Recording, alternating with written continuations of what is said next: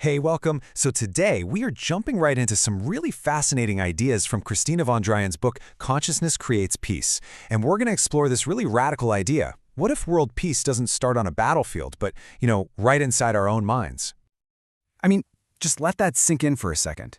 The book kicks off with this exact question, and it completely flips our usual ideas about conflict on their head.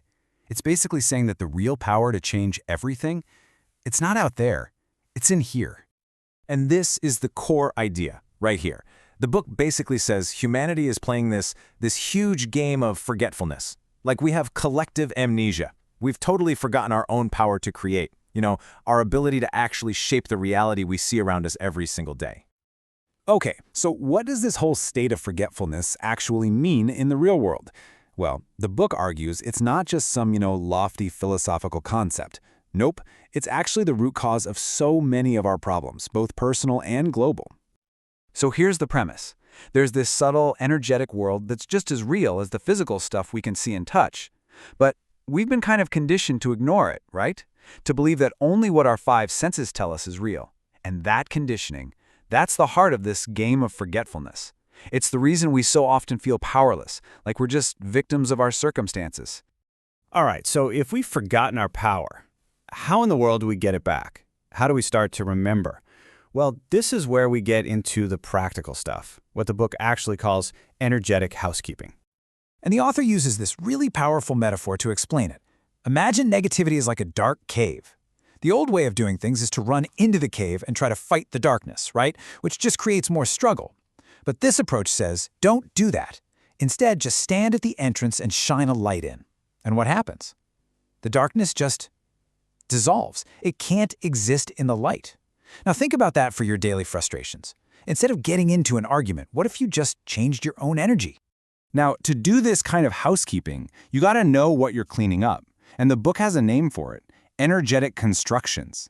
The best way to think about them is like old, buggy software programs running in the background of your computer.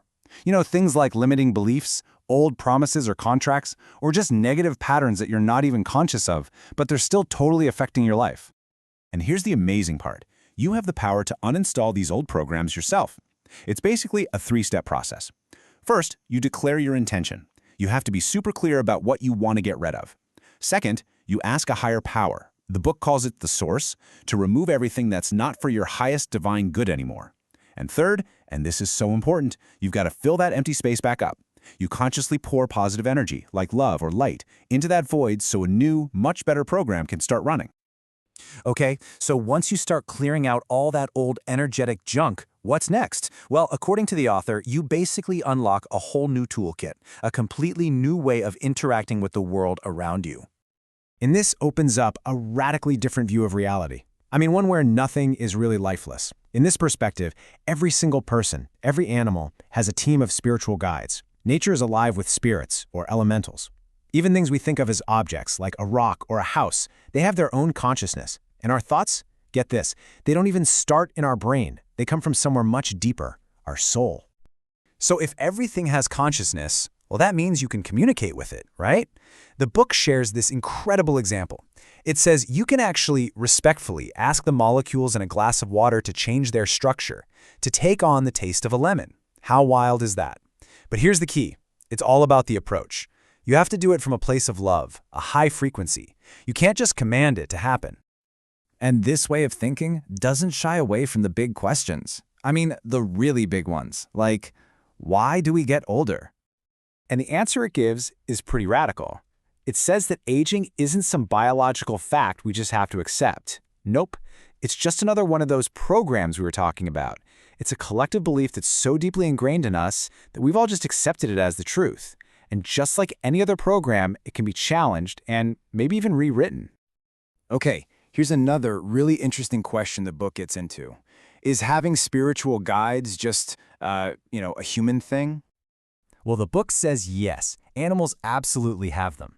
In fact, it kind of suggests that consciousness isn't some exclusive human club, and that some animals might actually be more tuned in than we are.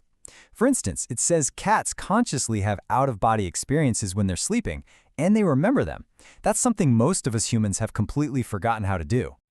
So you might be wondering, how does all this inner stuff, this energetic cleaning and talking with the unseen world, how does that actually lead to the book's big promise, creating peace on Earth?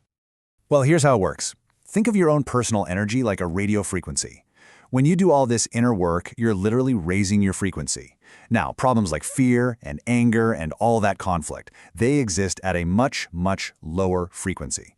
So as your own vibration gets higher, it's like the sun rising and burning away the morning mist. You don't even have to fight the problems directly. They just can't exist in your higher frequency reality anymore. They dissolve.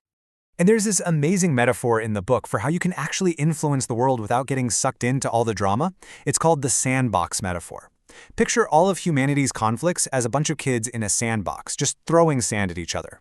Now, if you jump into the sandbox to try and stop them, what happens? You just get covered in sand too. So the work of what the book calls a love pioneer is to stand outside the sandbox. You just model a different way. You hold up signs that say love, compassion, forgiveness.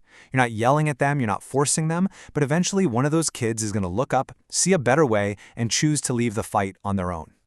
And this isn't just a nice idea, you know? The book claims this has a real, tangible, energetic effect. Your inner state actually creates a field around you. So one single person who is in a genuine state of happiness or peace, they create this powerful field that can literally uplift the people around them, raising their vibration too, which means being happy isn't selfish at all. It's actually one of the greatest gifts you can give to the world. So what's the bottom line here? It all comes back to you, to the individual. You don't create world peace by trying to force everyone else to change. You create peace by becoming it, by being a walking, talking, breathing example of peace. Your own personal transformation. That is the tiny seed from which global transformation grows. Which leaves us with one final, pretty powerful question to think about. This whole philosophy puts the power and, the responsibility right back in our own hands. If your consciousness really does create your reality, if your state of being is truly what shapes your world, then the world you're going to experience tomorrow starts with the choices, the thoughts, and the feelings you're choosing right now. So, what world are you going to choose to create today?